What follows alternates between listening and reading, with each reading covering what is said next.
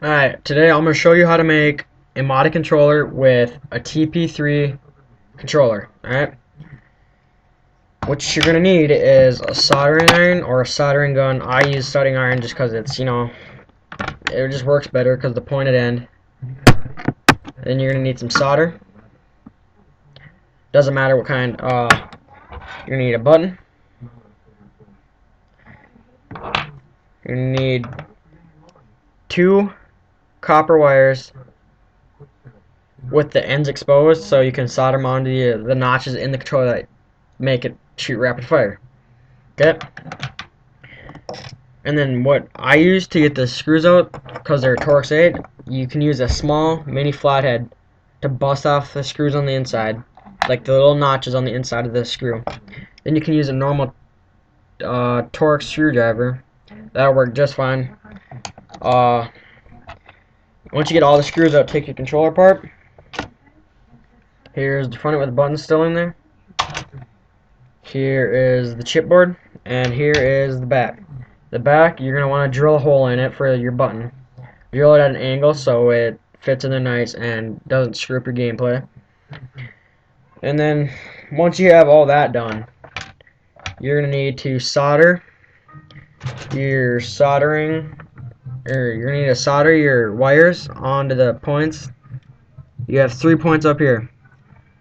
1, 2, and 3. You got 3 up here, 3 little notches that you need to solder your wire to, and then 2 down here. Okay.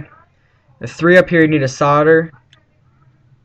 You need to solder your wire to the middle one up here, and then down here you need to solder your wire to the one to the right for it to work.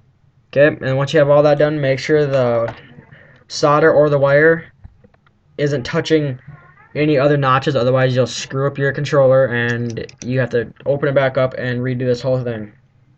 Okay, and then once you have all that done, you're going to want to solder your wires onto your button. Make sure your button is the right size so it fits in your controller. I didn't go with my mom to buy this. I had her buy it when I was at my house, and she bought it a little too big, but I got it to fit. I had to bend the ends down for it to fit, but I still got it. And once you're done with that, you solder. It doesn't matter which end you solder it to, just as long as you solder it on to here, like that. Make sure your wires are touching the button's points, otherwise it won't work. And then once it's all soldered together, what I do is I take the front end first with the buttons, put your chipboard in there like this, like that. Okay. Once you're done with that, then you're gonna put your.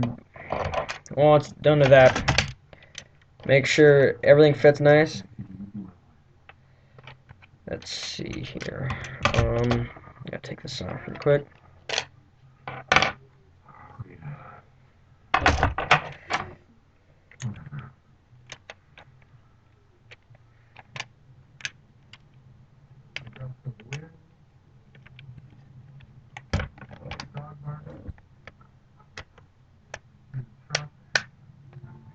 Okay.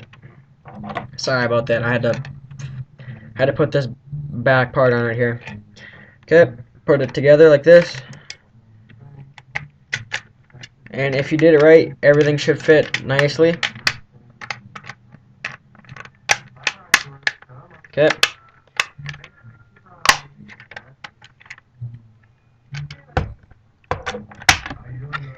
There you go. Okay, and then once you're done with that, your button should fit in there nice. Put your controller back together, put all the screws back in place, and then put your battery pack in, turn it on, try it out.